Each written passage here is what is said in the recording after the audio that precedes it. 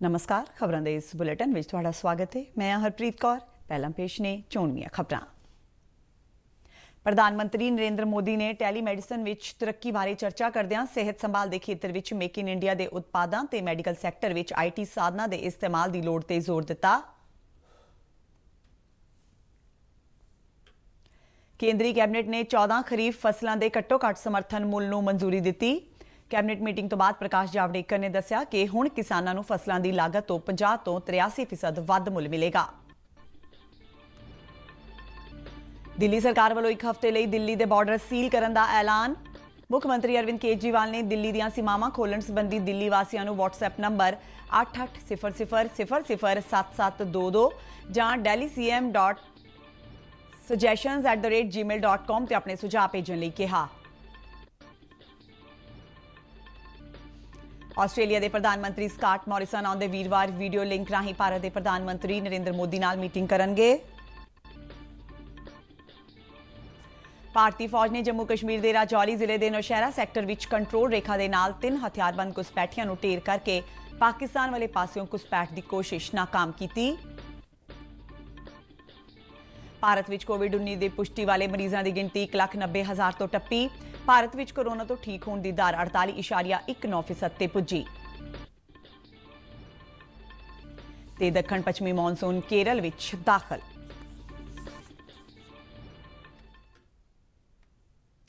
ते हुण खबरां विस्तार नाल।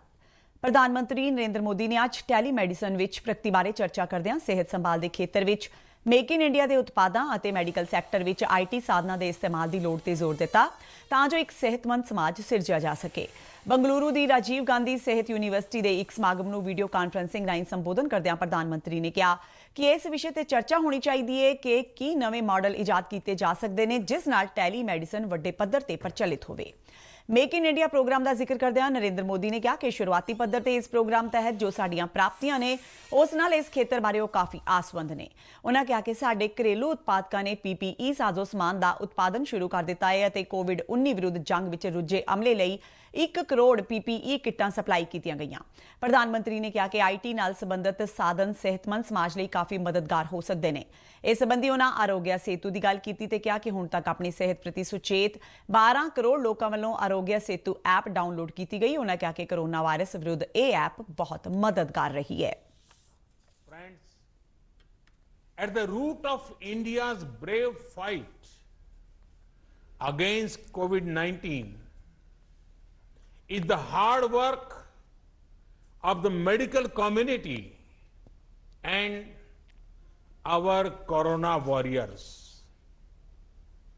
In fact, doctors and medical workers are like soldiers, but without the soldier's uniform. केंद्रीय कैबिनेट ने 14 खरीफ फसलों के घट्टो घट्ट समर्थन मुल नूं मंजूरी दे दी है। कैबिनेट मीटिंग तो बाद पत्रकारों नाल गलबात करदिआं सूचना ते प्रसारण मंत्री प्रकाश जावड़ेकर ने दस्सिया कि हुण किसानां नूं फसलों की लागत मुल तो 50 तो 83% वध मुल मिलेगा। उन्होंने दस्सिया कि सरकार ने साल 2020-21 लई झोने के घट्टो घट्ट समर्थन मुल विच 53 रुपए फी क्विंटल का वाधा किया है ते हुण MSP 1868 रुपए फी क्विंटल तय की गई है, जबकि कपाह के घट्टो घट्ट समर्थन मुल विच 260 रुपए फी क्विंटल का वाधा किया गया है। इस अलावा तेल, बीज, दालां ते अनाज दी कीमतां विच भी वाधा किया गया है। उन्होंने दस्सिया कि सरकार ने आत्मनिर्भर भारत अभियान तहत कुछ फैसले लिए ने। जी के अध्यक्षता में केंद्रीय मंत्रिमंडल बैठक में ऐसे ऐतिहासिक फैसले लिए गए जिनका भारत की मेहनती किसानों, सूक्ष्म लघु एवं मध्यम क्षेत्र के उद्योग और रेडी पटरी वालों के रूप में काम करने वाले लोगों के जीवन पर एक परिवर्तनकारी प्रभाव पड़ेगा। सूक्ष्म लघु एवं मध्यम उद्यम, जिन्हें लोकप्रिय रूप से एसएमए कहा जाता है, MSME, भारतीय अर्थव्यवस्था की रीढ़ है। देश भर के विभिन्न क्षेत्रों में चुपचाप काम करते हुए 6 करोड़ से अधिक ਪ੍ਰੈਸ ਕਾਨਫਰੰਸ ਦੌਰਾਨ ਖੇਤੀ ਮੰਤਰੀ ਨਰਿੰਦਰ ਸਿੰਘ ਤੋਮਰ ਨੇ ਦੱਸਿਆ ਕਿ ਸਰਕਾਰ ਨੇ ਕਿਸਾਨਾਂ ਲਈ ਕੁਝ ਨਵੇਂ ਫੈਸਲੇ ਲਏ ਨੇ। ਉਹਨਾਂ ਦੱਸਿਆ ਕਿ ਸਮੇਂ ਸਿਰ ਕਰਜ਼ਾ ਚੁਕਾਉਣ ਵਾਲੇ ਕਿਸਾਨਾਂ ਨੂੰ ਲਾਭ ਦਿੱਤਾ ਜਾ ਰਿਹਾ ਹੈ। ਸਮੇਂ ਤੇ ਅਦਾਇਗੀ ਕਰਨ ਤੇ ਕਿਸਾਨਾਂ ਨੂੰ 4% ਕਰਜ਼ ਮਿਲੇਗਾ। ਉਹਨਾਂ ਕਿਹਾ ਕਿ ਇਸ ਵਾਰ ਬੰਪਰ ਫਸਲ ਹੋਈ ਹੈ ਤੇ ਕੋਵਿਡ-19 ਕਾਰਨ ਨਾ ਸਾਜ਼ਗਾਰ ਹਾਲਾਤ ਦੇ ਬਾਵਜੂਦ ਕਿਸਾਨਾਂ ਨੇ ਕਟਾਈ ਦਾ ਕੰਮ ਪੂਰਾ ਕੀਤਾ। भारत सरकार 2% की अपनी तरफ से सब्सिडी देती है, तो 7% ब्याज पर किसान को कर्ज मिलता है, और अगर किसान समय पर उसको चुका दे तो 3% की सब्सिडी उसे और मिलती है। तो ऐसे कुल मिला के अगर समय पर किसान अपना फसली ऋण चुकाने में सफल होता है तो किसान को 4% ब्याज पर कर्ज मिलता है। ਕੈਬਨਿਟ ਮੀਟਿੰਗ ਵਿੱਚ ਲਏ ਗਏ ਹੋਰ ਫੈਸਲਿਆਂ ਦਾ ਵੇਰਵਾ ਦਿੰਦਿਆਂ ਕੇਂਦਰੀ ਮੰਤਰੀ ਨਿਤਿਨ ਗਡਕਰੀ ਨੇ ਦੱਸਿਆ ਕਿ ਛੋਟੀਆਂ ਮੱਧਮ ਤੇ ਸੂਖਮ ਇਕਾਈਆਂ ਇਸ ਵੇਲੇ ਮੁਸ਼ਕਿਲ ਦੌਰ ਵਿੱਚੋਂ ਗੁਜ਼ਰ ਰਹੀਆਂ ਨੇ ਤੇ ਇਹਨਾਂ ਨੂੰ ਰਾਹਤ ਦੇਣ ਲਈ ਸਰਕਾਰ ਵੱਲੋਂ ਕਈ ਅਹਿਮ ਫੈਸਲੇ ਲਏ ਗਏ। ਉਹਨਾਂ ਦੱਸਿਆ ਕਿ MSME ਦੇ ਛੋਟੇ ਸੈਕਟਰ ਵਿੱਚ ਟਰਨਓਵਰ ਦੀ ਸੀਮਾ 50 ਕਰੋੜ ਰੁਪਏ ਕਰ ਦਿੱਤੀ ਗਈ ਹੈ। ਉਹਨਾਂ ਦੱਸਿਆ ਕਿ ਸਰਕਾਰ ਨੇ MSME ਦੀ ਨਵੀਂ ਪਰਿਭਾਸ਼ਾ ਤੈਅ ਕਰਦਿਆਂ ਨਿਵੇਸ਼ ਅਤੇ ਟਰਨਓਵਰ ਦੀ ਸੀਮਾ ਵਧਾ ਦਿੱਤੀ ਹੈ। हमारे देश के GDP में 29% कंट्रीब्यूशन MSME का है। हमारे देश का जो एक्सपोर्ट होता है वो 48% एक्सपोर्ट हमारे स्मॉल मीडियम और माइक्रो इंडस्ट्रीज के द्वारा होता है। हमारे देश में अभी तक 6 करोड़ MSME है, और इसके आधार पर आज मोटे तौर पर जो आंकड़ेवारी उपलब्ध है उससे 11 करोड़ से ज़्यादा जॉब्स MSME ने दी है। इस MSME की कोई मूलभूत समस्याएं भी थी, और आज प्रधानमंत्री जी की अध्यक्षता में काफ़ी अच्छे और बड़े निर्णय आज हुए हैं। और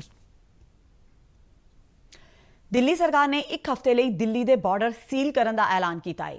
ਮੁੱਖ ਮੰਤਰੀ ਅਰਵਿੰਦ ਕੇਜਰੀਵਾਲ ਨੇ ਅੱਜ ਆਨਲਾਈਨ ਮੀਡੀਆ ਬਰੀਫਿੰਗ ਦੌਰਾਨ ਦੱਸਿਆ ਕਿ ਜ਼ਰੂਰੀ ਸੇਵਾਵਾਂ ਵਿੱਚ ਲੱਗੇ ਉਹ ਲੋਕ ਜਿਨ੍ਹਾਂ ਕੋਲ ਬਾਕਾਇਦਾ ਪਾਸ ਨੇ ਉਹਨਾਂ ਨੂੰ ਕੌਮੀ ਰਾਜਧਾਨੀ ਵਿੱਚ ਦਾਖਲ ਹੋਣ ਦੀ ਇਜਾਜ਼ਤ ਦਿੱਤੀ ਜਾਵੇਗੀ। ਮੁੱਖ ਮੰਤਰੀ ਨੇ ਦਿੱਲੀ ਵਾਸੀਆਂ ਨੂੰ ਅਪੀਲ ਕੀਤੀ ਕਿ ਉੱਤਰ ਪ੍ਰਦੇਸ਼ ਅਤੇ ਹਰਿਆਣਾ ਨਾਲ ਲੱਗਦੀਆਂ ਦਿੱਲੀ ਦੀਆਂ ਸੀਮਾਵਾਂ ਨੂੰ ਖੋਲ੍ਹਣ ਸੰਬੰਧੀ WhatsApp ਨੰਬਰ 8800007722 ਤੇ ਆਪਣੇ ਸੁਝਾਅ ਭੇਜ ਸਕਦੇ ਨੇ। ਇਸ ਤੋਂ ਇਲਾਵਾ ਦਿੱਲੀ ਦੇ ਨਾਗਰਿਕ delhi.cm.suggestions@gmail.com ਤੇ ਵੀ ਸੁਝਾਅ ਭੇਜ ਸਕਦੇ ਨੇ। ਇਸ ਤੋਂ ਇਲਾਵਾ ਸ਼ੁੱਕਰਵਾਰ ਸ਼ਾਮ 5 ਵਜੇ ਤੱਕ ਸੁਝਾਅ ਦੇਣ ਲਈ 103 ਨੰਬਰ ਤੇ ਵੀ ਸੰਪਰਕ ਕੀਤਾ ਜਾ ਸਕਦਾ ਹੈ। ਕੱਲ ਉੱਤਰ ਪ੍ਰਦੇਸ਼ ਦੇ ਗੌਤਮ ਬੁੱਧ ਨਗਰ ਪ੍ਰਸ਼ਾਸਨ ਨੇ ਦਿੱਲੀ ਨੋਇਡਾ ਬਾਰਡਰ ਤੇ ਲੋਕਾਂ ਦੀ ਆਵਾਜਾਈ ਬੰਦ ਕਰਨ ਬਾਰੇ ਐਲਾਨ ਕੀਤਾ ਸੀ। ਗੌਤਮ ਬੁੱਧ ਨਗਰ ਪ੍ਰਸ਼ਾਸਨ ਦਾ ਕਹਿਣਾ ਸੀ ਕਿ ਪਿਛਲੇ 20 ਦਿਨਾਂ ਦੌਰਾਨ ਕੋਰੋਨਾ ਵਾਇਰਸ ਦੇ ਕੁੱਲ ਕੇਸਾਂ ਵਿੱਚੋਂ 42% ਕੇਸ ਦਿੱਲੀ ਕਰਕੇ ਆਏ ਨੇ। ਉਧਰ ਅਰਵਿੰਦ ਕੇਜਰੀਵਾਲ ਨੇ ਕਿਹਾ ਕਿ ਦਿੱਲੀ ਦੇ ਲੋਕ ਇਹ ਕਹਿਣਗੇ ਕਿ ਜੇ ਦੂਸਰੇ ਸੂਬਿਆਂ ਦੇ ਲੋਕਾਂ ਨੂੰ ਦਿੱਲੀ ਵਿੱਚ ਦਾਖਲ ਹੋਣ ਦੀ ਆਗਿਆ ਦਿੱਤੀ ਜਾਂਦੀ ਹੈ ਤਾਂ ਉਹ ਕੋਵਿਡ-19 ਦੇ ਮੱਦੇਨਜ਼ਰ ਦਿੱਲੀ ਵਿੱਚ ਸਿਹਤ ਸੇਵਾਵਾਂ ਦਾ ਫਾਇਦਾ ਲੈਣਗੇ, ਪਰ ਦਿੱਲੀ ਦੇ ਲੋਕ ਇਹਨਾਂ ਸੇਵਾਵਾਂ ਤੋਂ ਵਾਂਝੇ ਰਹਿ ਸਕਦੇ ਨੇ। ਕੇਜਰੀਵਾਲ ਨੇ ਅੱਜ ਦਿੱਲੀ ਸ਼ਹਿਰ ਦੇ ਲੋਕਾਂ ਨੂੰ ਭਰੋਸਾ ਦਿਵਾਇਆ ਕਿ ਕੋਵਿਡ-19 ਦੇ ਮਰੀਜ਼ਾਂ ਲਈ ਹਸਪਤਾਲਾਂ ਵਿੱਚ ਬਿਸਤਰਿਆਂ ਦੀ ਕਮੀ ਨਹੀਂ ਹੋਣ ਦਿੱਤੀ ਜਾਵੇਗੀ। ਉਹਨਾਂ ਅੱਗੇ ਕਿਹਾ ਕਿ ਦਿੱਲੀ ਸਰਕਾਰ ਕੇਂਦਰ ਵੱਲੋਂ ਐਲਾਨੀਆਂ ਗਈਆਂ ਸਾਰੀਆਂ ਢਿੱਲਾਂ ਨੂੰ ਲਾਗੂ ਕਰੇਗੀ। ਉਹਨਾਂ ਦੱਸਿਆ ਕਿ ਦਿੱਲੀ ਦੀਆਂ ਸਾਰੀਆਂ ਦੁਕਾਨਾਂ ਤੇ ਸੈਲੂਨ ਖੋਲ੍ਹਣ ਦੀ ਆਗਿਆ ਦਿੱਤੀ ਜਾਵੇਗੀ, ਜਦਕਿ ਸਪਾ ਬੰਦ ਰਹਿਣਗੇ। ਦਿੱਲੀ ਵਿੱਚ 4 ਪਹੀਆ ਤੇ 2 ਪਹੀਆ ਵਾਹਨਾਂ ਤੇ ਸਫ਼ਰ ਕਰਨ ਵਾਲੇ ਲੋਕਾਂ ਦੀ ਸੰਖਿਆ ਸੰਬੰਧੀ ਕੋਈ ਪਾਬੰਦੀ ਨਹੀਂ ਹੋਵੇਗੀ। ਆਸਟ੍ਰੇਲੀਆ ਦੇ ਪ੍ਰਧਾਨ ਮੰਤਰੀ ਸਕਾਟ ਮੌਰਿਸਨ ਭਾਰਤ ਦੇ ਪ੍ਰਧਾਨ ਮੰਤਰੀ ਨਰਿੰਦਰ ਮੋਦੀ ਨਾਲ ਆਉਂਦੇ ਵੀਰਵਾਰ ਵੀਡੀਓ ਲਿੰਕ ਰਾਹੀਂ ਮੀਟਿੰਗ ਵਿੱਚ ਹਿੱਸਾ ਲੈਣਗੇ। ਮੈਲਬਰਨ ਤੋਂ ਏਜੰਸੀ ਖਬਰਾਂ ਵਿੱਚ ਕਿਹਾ ਗਿਆ ਹੈ ਕਿ ਪ੍ਰਧਾਨ ਮੰਤਰੀ ਸਕਾਟ ਮੌਰਿਸਨ ਨੇ ਇਸ ਬਾਰੇ ਖਬਰ ਏਜੰਸੀ ਨੂੰ ਜਾਣਕਾਰੀ ਦਿੰਦਿਆਂ ਦੱਸਿਆ ਕਿ ਮੀਟਿੰਗ ਦੌਰਾਨ ਕੋਵਿਡ-19 ਮਹਾਮਾਰੀ ਵਿਰੁੱਧ ਜੰਗ ਲਈ ਕੀਤੇ ਜਾ ਰਹੇ ਯਤਨਾਂ ਤੋਂ ਇਲਾਵਾ ਰੱਖਿਆ, ਵਪਾਰ, ਸਮੁੰਦਰੀ ਸੁਰੱਖਿਆ, ਸਾਇੰਸ ਅਤੇ ਤਕਨਾਲੋਜੀ ਅਤੇ ਸਿੱਖਿਆ ਖੇਤਰਾਂ ਸੰਬੰਧੀ ਵਿਆਪਕ ਚਰਚਾ ਕੀਤੀ ਜਾਵੇਗੀ। ਮੌਰਿਸਨ ਨੇ ਕਿਹਾ ਕਿ ਉਹਨਾਂ ਵੱਲੋਂ ਇਸ ਸਾਲ ਜਨਵਰੀ ਮਹੀਨੇ ਭਾਰਤ ਦਾ ਦੌਰਾ ਕੀਤਾ ਜਾਣਾ ਸੀ, ਪਰ ਦੱਖਣੀ ਪੂਰਬੀ ਆਸਟ੍ਰੇਲੀਆ ਵਿੱਚ ਜੰਗਲਾਂ ਵਿੱਚ ਲੱਗੀ ਅੱਗ ਦੇ ਸੰਕਟ ਕਾਰਨ ਉਹਨਾਂ ਨੂੰ ਆਪਣਾ ਦੌਰਾ ਰੱਦ ਕਰਨਾ ਪਿਆ ਸੀ। ਉਹਨਾਂ ਕਿਹਾ ਕਿ ਭਾਰਤ ਅਤੇ ਆਸਟ੍ਰੇਲੀਆ ਵਿਚਾਲੇ ਲੋਕਤੰਤਰ ਦੇ ਆਧਾਰ ਤੇ ਅਤੇ ਕੁਦਰਤੀ ਰਣਨੀਤਿਕ ਭਾਈਵਾਲੀ ਦੇ ਆਧਾਰ ਤੇ ਸਾਂਝੇ ਅਤੇ ਦੋਵੇਂ ਮੁਲਕ ਇਸ ਗੱਲ ਨਾਲ ਸਹਿਮਤ ਨੇ ਕਿ ਮਜ਼ਬੂਤ ਦੁਵੱਲੇ ਸਬੰਧ ਹਿੰਦ ਪ੍ਰਸ਼ਾਂਤ ਖੇਤਰ ਦੀ ਸਮੁੱਚੇ ਤੌਰ ਤੇ ਖੁਸ਼ਹਾਲੀ ਲਈ ਬਹੁਤ ਮਹੱਤਵਪੂਰਨ ਨੇ। ਭਾਰਤੀ ਫੌਜ ਨੇ ਅੱਜ ਜੰਮੂ ਕਸ਼ਮੀਰ ਦੇ ਰਾਜੌਰੀ ਜ਼ਿਲ੍ਹੇ ਦੇ ਨੌਸ਼ਹਿਰਾ ਸੈਕਟਰ ਵਿੱਚ ਕੰਟਰੋਲ ਰੇਖਾ ਦੇ ਨਾਲ 3 ਹਥਿਆਰਬੰਦ ਘੁਸਪੈਠੀਆਂ ਨੂੰ ਢੇਰ ਕਰਕੇ ਪਾਕਿਸਤਾਨ ਵਾਲੇ ਪਾਸਿਓਂ ਘੁਸਪੈਠ ਦੀ ਕੋਸ਼ਿਸ਼ ਨੂੰ ਨਾਕਾਮ ਕਰ ਦਿੱਤਾ। ਸਰਕਾਰੀ ਸੂਤਰਾਂ ਨੇ ਜੰਮੂ ਵਿੱਚ ਦੱਸਿਆ ਹੈ ਕਿ ਭਾਰਤੀ ਫੌਜ ਵੱਲੋਂ 28 ਮਈ ਨੂੰ ਘੁਸਪੈਠ ਵਿਰੋਧੀ ਆਪਰੇਸ਼ਨ ਸ਼ੁਰੂ ਕੀਤਾ ਗਿਆ ਸੀ ਤੇ ਅੱਜ ਸਵੇਰੇ ਨੌਸ਼ਹਿਰਾ ਸੈਕਟਰ ਵਿੱਚ ਚੌਕਸ ਭਾਰਤੀ ਫੌਜੀਆਂ ਨੇ ਭਾਰੀ ਮਾਤਰਾ ਵਿੱਚ ਹਥਿਆਰਾਂ ਨਾਲ ਲੈਸ 3 ਘੁਸਪੈਠੀਆਂ ਨੂੰ ਢੇਰ ਕਰਕੇ ਇਸ ਆਪਰੇਸ਼ਨ ਵਿੱਚ ਵੱਡੀ ਸਫਲਤਾ ਹਾਸਲ ਕੀਤੀ। ਅਧਿਕਾਰੀ ਨੇ ਵੀ ਦੱਸਿਆ ਕਿ ਇਸ ਘਟਨਾ ਤੋਂ ਬਾਅਦ ਇਲਾਕੇ ਵਿੱਚ ਹੋਰ ਅੱਤਵਾਦੀਆਂ ਦੀ ਭਾਲ ਵਿੱਚ ਤਲਾਸ਼ੀ ਸ਼ੁਰੂ ਕੀਤੀ ਗਈ, ਜੋ ਖਬਰਾਂ ਲਿਖੇ ਜਾਣ ਤੱਕ ਜਾਰੀ ਸੀ। ਭਾਰਤ ਵਿੱਚ ਕੋਰੋਨਾ ਵਾਇਰਸ ਦੀ ਪੁਸ਼ਟੀ ਵਾਲੇ ਮਰੀਜ਼ਾਂ ਦੀ ਗਿਣਤੀ ਵਿੱਚ ਲਗਾਤਾਰ ਵਾਧਾ ਹੋ ਰਿਹਾ ਹੈ। ਪਿਛਲੇ 24 ਘੰਟਿਆਂ ਦੌਰਾਨ ਦੇਸ਼ ਵਿੱਚ ਰਿਕਾਰਡ 8,392 ਕੋਵਿਡ-19 ਦੇ ਨਵੇਂ ਮਾਮਲੇ ਦਰਜ ਹੋਏ। ਕੇਂਦਰੀ ਸਿਹਤ ਮੰਤਰਾਲਾ ਅਨੁਸਾਰ ਭਾਰਤ ਵਿੱਚ ਹੁਣ ਤੱਕ ਕੋਰੋਨਾ ਵਾਇਰਸ ਦੀ ਪੁਸ਼ਟੀ ਵਾਲੇ ਮਰੀਜ਼ਾਂ ਦੀ ਕੁੱਲ ਸੰਖਿਆ 1,90,535 ਤੱਕ ਪਹੁੰਚ ਗਈ ਹੈ। ਇਸ ਮਹਾਮਾਰੀ ਕਾਰਨ ਹੁਣ ਤੱਕ ਦੇਸ਼ ਵਿੱਚ 5,394 ਕੋਰੋਨਾ ਮਰੀਜ਼ਾਂ ਦੀ ਮੌਤ ਹੋਈ ਹੈ। ਪਰ ਚੰਗੀ ਗੱਲ ਇਹ ਹੈ ਕਿ ਭਾਰਤ ਵਿੱਚ ਕੋਰੋਨਾ ਵਾਇਰਸ ਤੋਂ ਠੀਕ ਹੋਣ ਦੀ ਦਰ ਵਿੱਚ ਹੋਰ ਸੁਧਾਰ ਦਰਜ ਕੀਤਾ ਗਿਆ ਹੈ, ਜੋ ਇਸ ਸਮੇਂ 48.19% ਤੱਕ ਪਹੁੰਚ ਗਈ ਹੈ। ਸਿਹਤਯਾਬ ਹੋਏ ਮਰੀਜ਼ਾਂ ਦੀ ਗਿਣਤੀ 91,818 ਹੋ ਗਈ ਹੈ। ਮਹਾਰਾਸ਼ਟਰ ਸੂਬਾ ਕੋਰੋਨਾ ਵਾਇਰਸ ਨਾਲ ਸਭ ਤੋਂ ਵੱਧ ਪ੍ਰਭਾਵਿਤ ਹੈ, ਜਿੱਥੇ ਹੁਣ ਤੱਕ 60,655 ਵਿਅਕਤੀਆਂ ਵਿੱਚ ਕੋਰੋਨਾ ਵਾਇਰਸ ਦੀ ਪੁਸ਼ਟੀ ਹੋ ਚੁੱਕੀ ਹੈ, ਜਿਨ੍ਹਾਂ ਵਿੱਚੋਂ 29,329 ਸਿਹਤਯਾਬ ਹੋਏ, ਜਦਕਿ 2,286 ਵਿਅਕਤੀਆਂ ਦੀ ਕੋਵਿਡ-19 ਕਾਰਨ ਮੌਤ ਹੋਈ। ਗੁਜਰਾਤ ਵਿੱਚ ਕੋਰੋਨਾ ਵਾਇਰਸ ਦੇ 16,779 ਮਾਮਲੇ ਸਾਹਮਣੇ ਆਏ ਤੇ ਸੂਬੇ ਵਿੱਚ ਹੁਣ ਤੱਕ ਕੋਰੋਨਾ ਕਾਰਨ 1,038 ਵਿਅਕਤੀਆਂ ਦੀਆਂ ਜਾਨਾਂ ਗਈਆਂ। ਤਾਮਿਲਨਾਡੂ ਵਿੱਚ ਵੀ ਕੋਰੋਨਾ ਦੀ ਪੁਸ਼ਟੀ ਵਾਲੇ 22,333 ਕੇਸ ਪਾਏ ਗਏ। ਸੂਬੇ ਵਿੱਚ ਹੁਣ ਤੱਕ 173 ਵਿਅਕਤੀਆਂ ਦੀ ਕੋਰੋਨਾ ਵਾਇਰਸ ਕਾਰਨ ਮੌਤ ਹੋ ਚੁੱਕੀ ਹੈ। ਰਾਜਸਥਾਨ, ਮੱਧ ਪ੍ਰਦੇਸ਼ ਅਤੇ ਉੱਤਰ ਪ੍ਰਦੇਸ਼ ਸੂਬੇ ਵੀ ਕੋਰੋਨਾ ਵਾਇਰਸ ਨਾਲ ਜ਼ਿਆਦਾ ਪ੍ਰਭਾਵਿਤ ਨੇ।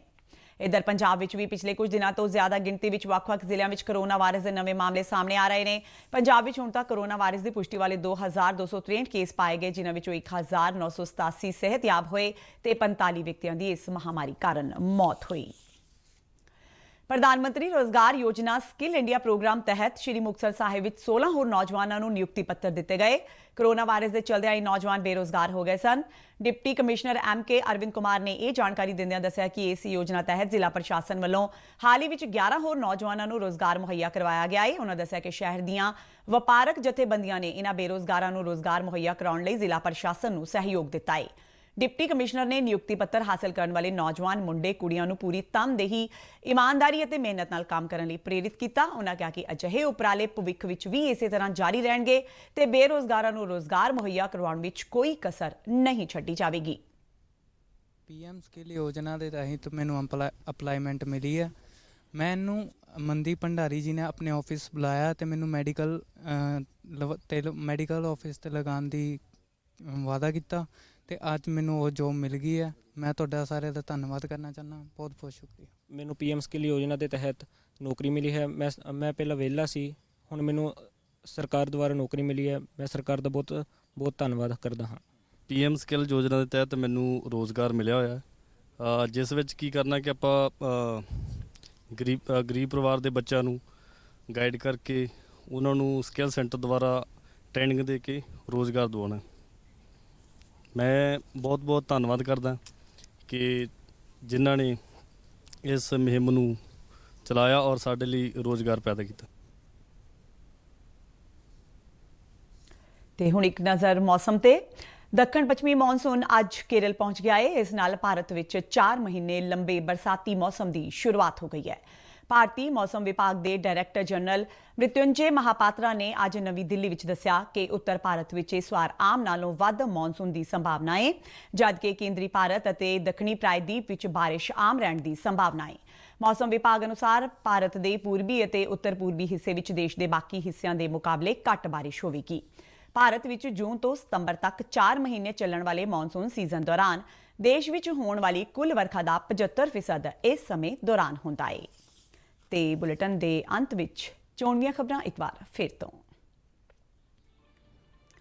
ਪ੍ਰਧਾਨ ਮੰਤਰੀ ਨਰਿੰਦਰ ਮੋਦੀ ਨੇ ਟੈਲੀਮੈਡੀਸਨ ਵਿੱਚ ਤਰੱਕੀ ਬਾਰੇ ਚਰਚਾ ਕਰਦਿਆਂ ਸਿਹਤ ਸੰਭਾਲ ਦੇ ਖੇਤਰ ਵਿੱਚ ਮੇਕ ਇਨ ਇੰਡੀਆ ਦੇ ਉਤਪਾਦਾਂ ਤੇ ਮੈਡੀਕਲ ਸੈਕਟਰ ਵਿੱਚ IT ਸਾਧਨਾਂ ਦੇ ਇਸਤੇਮਾਲ ਦੀ ਲੋੜ ਤੇ ਜ਼ੋਰ ਦਿੱਤਾ। ਕੇਂਦਰੀ ਕੈਬਨਿਟ ਨੇ 14 ਖਰੀਫ ਫਸਲਾਂ ਦੇ ਘੱਟੋ-ਘੱਟ ਸਮਰਥਨ ਮੁੱਲ ਨੂੰ ਮਨਜ਼ੂਰੀ ਦਿੱਤੀ।